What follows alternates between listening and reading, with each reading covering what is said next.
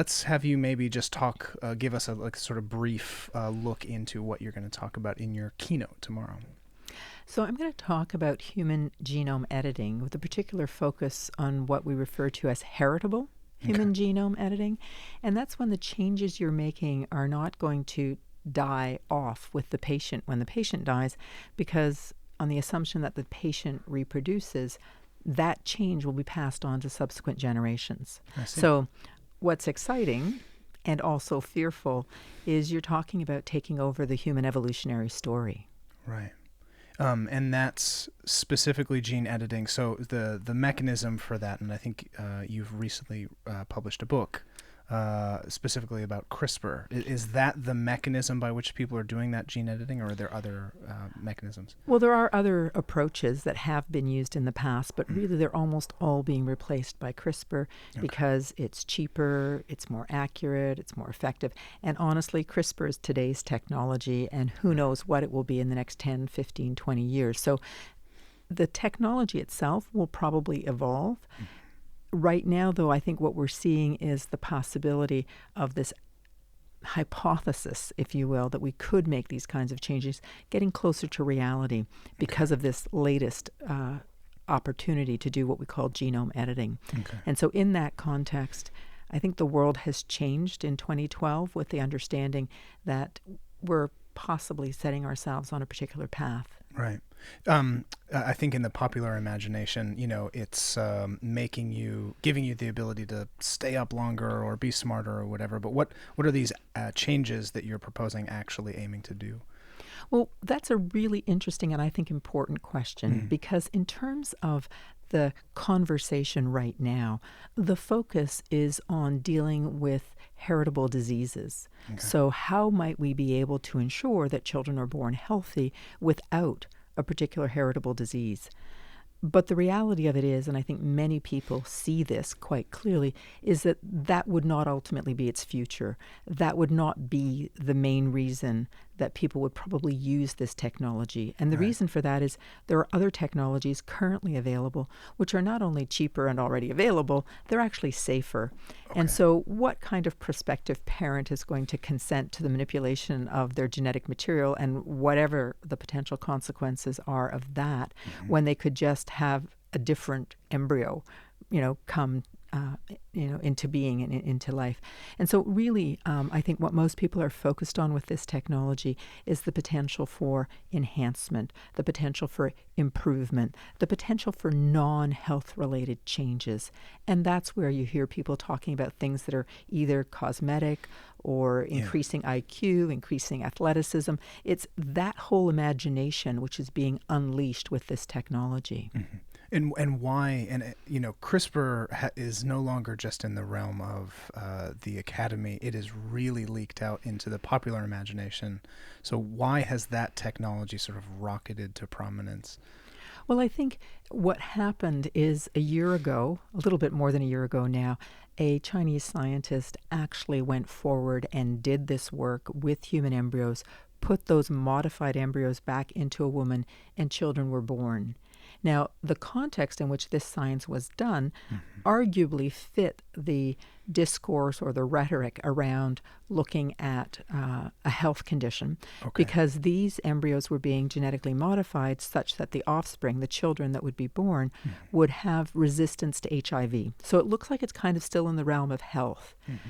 However, there was a huge international outcry at the time saying, at the very least, the science was premature. We didn't have information about safety or efficacy. And other people like myself, would go further and say, who gave you the right to decide to step over that line and start doing this kind of controversial science? So we had that major event in November of 2018. And for anybody who's been particularly interested in this area of science, we had another major event 2 weeks ago, which is that scientist has been sanctioned. He will be going to jail for 3 years and has been fined 3 million yuan. So that's a pretty dramatic thing to have done. And it's one of the things I will talk about tomorrow. What does it mean to think about being a scientist at risk of going to jail or getting a major fine? Well, you waded a bit into the ethics conversation there, so let's go with it. Who is the body, or what are the bodies that are responsible for enforcing ethics? And then to that point, who is responsible for setting down the red lines with those ethics? Well, you've just asked sort of the $1 million question, Right. or $10 million, $100 million question. I mean, what's happened in the recent past is we really have moved into global science. So it is no longer, a scientist in a city or in a lab or in a country. Scientists move. If you're talking about clinical trials, the research participants move. Even when you're talking about tissues, the tissues get shipped, the DNA gets shipped. So we're really doing a different kind of science. So that's the first thing. Mm-hmm. The second thing is we don't actually have anything like an international government that could, in fact, say, these are the rules. Right. What we have had over the years are things like declarations. So we have the Declaration of Helsinki, for example. We have the Nuremberg Code, which has to do with research involving humans, coming out after World War II. We have the International Bioethics Committee at UNESCO, which puts out directives. But what you're seeing right now is that it's sort of everybody's bailiwick and nobody's. Right. In this context, there are currently two things going on. There is an international commission that has been sponsored by national academies. So these would be academies of science in countries around the world. Mm-hmm. The Royal Society, for example, in England, the National Academy of Science and National Academy of Medicine in the United States. In Canada, we have the Royal Society of Canada. So basically, you've got a commission made up of representatives of these various national academies that is currently looking at this and is expected to report this spring. Separate from that, you also have WHO, which is the World Health Organization, which also has an expert advisory committee. And its makeup is actually quite different because it's not people that are being named by science academies. I'm a member of that committee, and we are looking specifically at issues of ethics and governance. And what we're hoping is that with the imprimatur of that organization, that our recommendations will have some kind of an impact on the world. Yeah. But we recognize that at the end of the day, nations will do as nations please. And so you're really looking at moral suasion in a way that I think is going to be very different. But I think it is the future that we need to think about. How do we get people to start thinking about science collaboratively? How do we get people to start focusing on the common good? How do we move away from competition, which is what you're seeing between countries? Everybody wants to be first. Yeah. Individual scientists want to be first. They want to get a Nobel Prize. We need to actually rethink. I think we need to rethink the way we do science. And that's what I think is really interesting and amazing about CRISPR, because I think if we can get this right, we will change the way we think about the enterprise of science and its purpose. And part of my mission is to try and communicate that its purpose ought not to just be profit. Right. Well, so for all of its promise and potential pitfalls, what are those big leaps that we could make because of this technology or whatever technology follows it? So there's a couple of things I think are really important. One of the ones that I'm advancing and really trying to develop is this notion of broad societal consensus. And the important thing about that is that phrasing comes out of a very specific meeting that was held in December in 2015 in Washington. It was actually called the First International Summit on Gene Editing. And this meeting was held a few months after another Chinese scientist had done genome editing for the first time and published it, that was focused on manipulating human embryos. Now, let me take a step back and explain that what this scientist was doing was taking what are called non-viable embryos. A non-viable embryo is an embryo that cannot become one of us. So no matter what you were to do to it, if you put it in a uterus and you did all the things right, it still can't develop into a human. Yeah. So historically, getting around the ethical challenges of. There you go. See, so basically, what people were thinking, well, if this is a non-viable embryo, people who do have, legitimate concerns about the ethics of destroying human embryos, the argument would go, well, those concerns wouldn't apply to this embryo because this is not an embryo that can become one of us. Right. So this scientist did work in non-viable embryos, stayed within the rules of the day, which is that you do not do that work beyond 14 days. So he didn't exceed the 14-day limit, and the embryos were destroyed. The embryos were not transferred to a woman. Yeah. But by the same token, people were, oh, wow, we are really getting close to this being reality. Yeah. A meeting was held, and at the end of that meeting, the organizing committee, of which I was also a member, came up with a final statement. And in that statement, we offered up what I think is a really simple and yet complex ethics framework. Mm-hmm. The framework is simple because it only has two elements, and there's not a lot of ethics frameworks out there with two elements. And it's really complicated because at the end of the day, nobody really knows what either of them mean. Okay. So the first element is safety and efficacy. Mm-hmm. And that looks like a good science criterion, and it looks pretty straightforward and objective. And it's important. You want the science to be safe because you don't want to hurt people. And you want the science to be effective because you don't want to sell them a bill of goods. Right. It ought to work. Why is that complicated? Well, it's complicated because it's never going to be 100% safe, and it's never going to be 100% effective. Yeah. So what we're really talking about then is a probability. And then the question is, well, what's safe enough? And we're talking about research. So we know we're walking into the unknown with research. Mm. We're hoping that we've done all of the work we need to do in advance so that we've minimized any risk of harm and hopefully maximized the potential for benefit. But we are stepping into the unknown. And so somebody, some authority, is going to have to say, we're good to go. Yeah. Well, that's huge, and we don't know what that is yet. So that's simple, safe and effective, complex. What does that mean? Yeah. The second element is this notion that I'm advocating for and trying to defend and explain, which is broad societal consensus.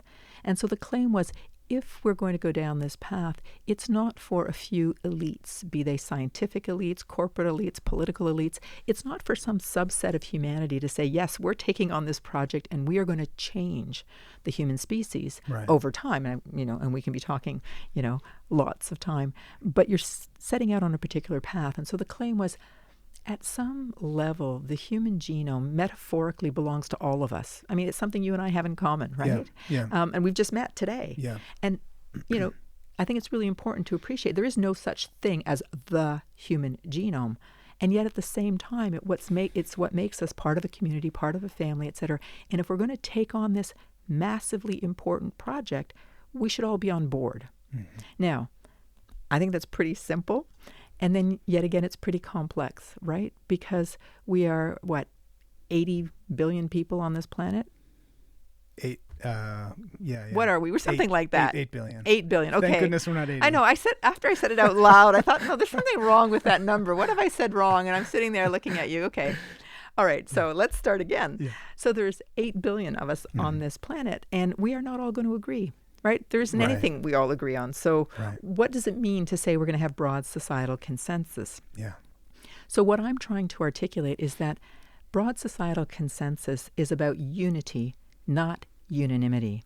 And broad societal consensus is not that every person has been heard, but that all ideas have been heard, that every idea has a certain amount of legitimacy and it gets to be on the table for consideration. And I think, people are very quick, those who don't agree with me, are very quick to say, it's not possible, crazy idea, really stupid, blah, blah, blah. And I'm willing to say, you know what? We might never achieve it, but boy, would life look a lot different if we tried. Right. And so, at the very least, wouldn't you grant me that aspirationally we should set that as a goal and objective and just see how it changes our conversations? Yeah. And that if we're really trying to move towards the common good, you have to start with the common people. You have to explain your science to society, and you have to ask them, how can we direct this science such that it'll be good for everyone? Yeah. I'm wondering, as you're saying this, if there are historical precedents where this has been done, not on the 8 billion person scale necessarily, but where this has been done at a country level.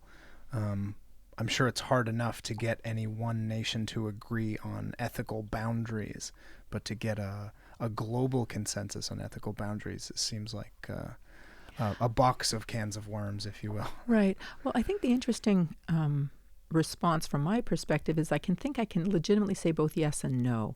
So one of the things that's interesting is that in areas of science where I don't think it's been controversial that something would be a good thing, it's been less likely that you're going to get pushback, at least on the goal or objective. So there may be some concerns about the means that are being used, but if the goal or objective is to offer a therapy, so the goal or objective is to try to address human suffering, no, we haven't necessarily gone out and asked for broad societal consensus, but we've kind of assumed most decent humans would think that's a good goal or objective. Yeah, right.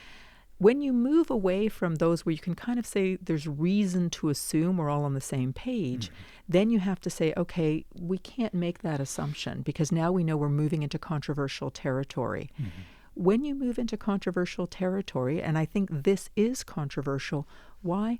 Because you are at risk of increasing an existing gap between the haves and the have-nots. Yeah. And so if you think about what we already know we have in terms of discrepancies in terms of wealth, now imagine that we also put that into your biology. And I think it's in that context that people genuinely have to step back and say, we can't make the assumption that everybody would be on board with this project. Yeah. Because the vast majority are likely not to be better off at the end of the day. Right. And so what's interesting is that if you've involved them from the beginning in conversation, then you might have ideas about how you could take this science and actually ensure that the benefits are shared more broadly. So, you can look at trying to improve things like equity and equality. You can look at trying to decrease things like the exercise of power and efforts at exclusion. And in this area, we've already seen some very pointed debates, and a classic example is around the deaf community. So, members of that community say, we're fine. You have a problem, but we have a great, rich, wonderful culture and language. Yeah. And then you have other people saying, no, you're disabled and I want to fix you. Right. And so that's a pretty straightforward narrative. Well, who gets to control that conversation, and why should it be the dominant hearing community that gets to marginalize another community and say, no, we don't want the next generation of people to be born with this condition. You think it's wonderful, but we don't. Right.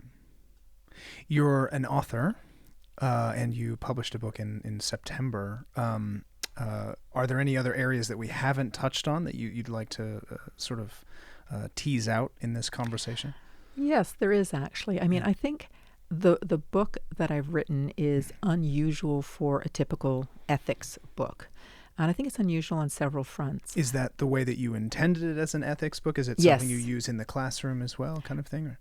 Well, it is being used in classrooms, and one of the things that's wonderful is on a number of occasions in classrooms elsewhere, I've managed to come in on Skype at the end of the course and chat with the students who have read the book and engage with them, which I find really quite enjoyable. But the book was purposely written to achieve two things. One of them is it's a call to action. It's basically saying this is an important issue and people need to get engaged. And in order to be engaged, you have to be empowered. And how do you get empowered? You get that through education, et cetera. So in large part, the book is meant to help people with ethics literacy. And I think that's important because we all think we know ethics, and we, learned it at school, or we learned it, in a religious community, or we learned it, sitting on our parents' lap. So, we are all moral agents. In that sense, and that's really important to acknowledge. But there are skills for thinking through questions when they're complicated and the answers aren't obvious. And I think this is one of those kinds of areas. So the book was not written for me and my peers. It's not an academic book for academics to sit back and sort of pontificate on. Right. It really is meant for the general public. So that's an important thing, I think, in terms of the target audience. Another thing that's important is I think I've really tried here to have it be contemporary. So the case I spoke of that took place in November of 2018, it's discussed in length at length in the book. Right. The response to that is also discussed. So afterwards, there was a call for a moratorium, and then there was a debate about this call for a moratorium and what a moratorium did or didn't mean. It became quite interesting because 3 of the scientists who are widely recognized as the pioneers of this technology, in fact, are involved in the debate, both directly and indirectly. And in the end, several of us came together and published an article in Nature called Adopt a Moratorium. And in that context, 2 out of the 3 CRISPR pioneers signed on. So again, I think it's really interesting because it's bringing us pretty close to contemporary discussion and debate. It's showcasing who are the players, how are they positioning themselves, and what's at stake. And what I try to say very clearly in the book, what's at stake is the world we want to live in. And what I'm therefore saying to scientists specifically, but then to the broader community, is stop and think about that question. That's the most important question about CRISPR. What kind of world do you want to live in? And only when you have an answer to that question can you then turn and look at the specifics of CRISPR. Then you can say, and how will CRISPR help me build this world? And I think that that's what I meant when I said, if we can do CRISPR right, we could actually change the way we do science, because we would be thinking about the world we're trying to create for ourselves, for our children, for our children's children. We would understand that those are really important decisions and that there are lots of forks in the road. And I think we might take different decisions rather than just kind of being carried along by the enthusiasm of something we call innovation, without actually understanding that not everything that we do that's different is, imbued with the positiveness of the word innovation. Innovations can be dangerous, they can be hurtful, but most importantly, they may not help us build the world that we want to live in. So I think we'll do better science if we can pull back as a community and think about where we're trying to get to. Wonderful. I talk about that in the book as slow science. No, you're not finished with me. I have one more thing I need to say. You're going to have a lot of fun cutting this afterwards. The other thing I do in the book, which is extremely unique and very important, I focus on the women research participants. Good, yeah. So most people out here are focused on the rights of scientists. Yeah. So their right and freedom of science and what they can do. Lots of people are focused on the prospective parents, and then there'll be all this talk about reproductive freedom. Lots of people are worried about the children that will be born and whether or not they're going to have harmful consequences to their health. Yeah. People are worried about discrete, marginalized communities that, might not benefit from this science. But very few people are actually paying attention to the women who would be participants in this research. And there's at least 3 stages in which women would have to be involved. You got to get some eggs. They come from women, and they're not sitting on the shelf. And a lot of people, they talk about these tissues as if they're just there. Oh, yeah, I'll get some eggs, I'll get some sperm, I'll do this, I'll make some embryos, So I ask people to stop and think about, who are these women? How are you getting these eggs? What is it that they're doing? What risks are you asking them to bear? I think there have been questions about issues of coercion and exploitation. Right. For example, in the case we talked about in China, where the woman gave birth to the genome-edited twins, how much did she understand or not about what she was or was not participating in? Right. What risks did she willingly or not so willingly undergo? So there's the woman at that stage of the process. There's also the gestational woman. So if we're going forward and embracing this technology, women have to become pregnant, at least until we get artificial wombs. Right. Will those be the same women who produce the eggs? Maybe, maybe not. Will those be the same women who will parent these children? Maybe, maybe not. And then the last group of women we need to think of are the women who would become parents to these children. And that could be quite challenging on a number of fronts. And yes, it's true that in most cases we would hope that these children would have 2 parents. But sadly, we still live in a world where women bear the burden more often than not of having to do sort of the day-to-day care and responding to needs. And so I think in that context, imagine that this experiment does not go well. Right. What are the consequences of that in terms of an impact on someone's life story? Right. So one of the things I try to do in the book is take some time and say, let's think about it not just in terms of the future, but in terms of the present, Mm-hmm. and what does this science actually involve when we're not just talking about something really cool. Right. Yeah, there's people involved with real lives. Absolutely. Even female scientists that may or may not have ethical qualms with what they're being asked to do in the lab. Absolutely, and we actually have a history in other cases, and I don't know that to be the case here, and so this is there. It's not. There's a bit of a disconnect. Yeah. But the original cloning story, when it came out, it turns out that several women postdocs and graduate students were the people who provided the eggs for the scientist, and so we do have that kind of a precedent. And so you just can't know where those eggs will come from, and in some countries they're costly. Yeah. So if you have to pay a woman $5,000 for a cycle to get access to her eggs, might you just approach your graduate student and say, "Wouldn't you like to do this for a better grade?" Yeah, that's a bit fraught. With, yes. dilemmas. Well, I want to be clear. I'm not saying anyone's doing that, but I'm just saying we don't know where this could go, and there's all kinds of ways in which we need to pay attention to, others in this circle of science. And to your point, if people are largely divided by economic situation, if someone is in a situation where they can sell their eggs for a lot of money, are we coercing them financially because of their situation? I think there are a lot of dilemmas like that in this as well. Absolutely, and I think that gets really complicated again when you think about global science, because if you're buying eggs in North America, they may be very different than if you're buying eggs in Asia. But if you're buying Asian eggs in North America, it's very different again. So the pricing is really quite fascinating.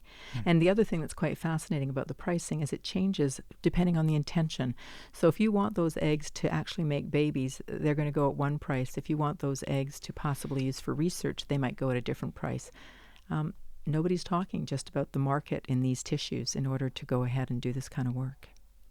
Last question: Are there existing models for other types of tissues? I know that there must be, to a degree, some international trade when it comes to other types of tissues. So, is there a model out there ethically, financially that's working already? Well, what's interesting is there are some tissues we've argued and believed you should not sell at all, and there are other tissues we're much more comfortable selling. One of the things that I do, and it's a separate part of my work, is I actually have this little series on YouTube called The Body Economy, where I ask people to think in sort of little 2-minute snippets about the different parts of our body that we put into the marketplace and whether we should in fact be doing that. Right. And, so some people think it's not a big deal if you sell your hair. Well, what if I turn around and say, well, what about breast milk? We think that's okay. Should we be selling breast milk? Right.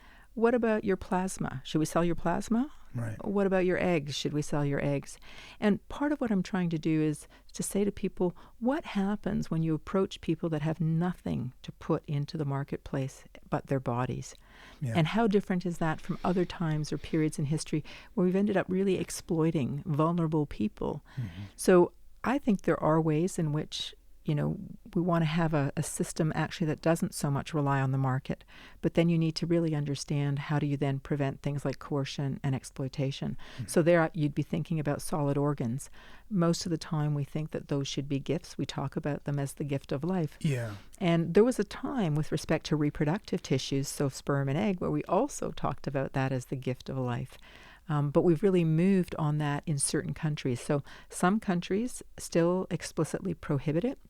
So, for example, in my country, in Canada, it's illegal to buy eggs and sperm. In other countries, it's perfectly legal and there's a market for it. In some countries, the government has set the price and it's a flat rate. In other countries, it's whatever the market will bear. So we really have a wide set of parameters around the world. And that's one of the things that then becomes, again, interesting in the context of global science. People will move, and so they'll move to jurisdictions where maybe the rules are more lax. Yeah. They'll move to jurisdictions where they can get access to the tissues they need more easily. Right. So things change. Things get more and more complicated. Yeah. Well, thank you so much for speaking to us about this, and best of luck with your keynote tomorrow night. Great. Well, listen, thanks for having me. It's been really enjoyable. Cheers. Thank you.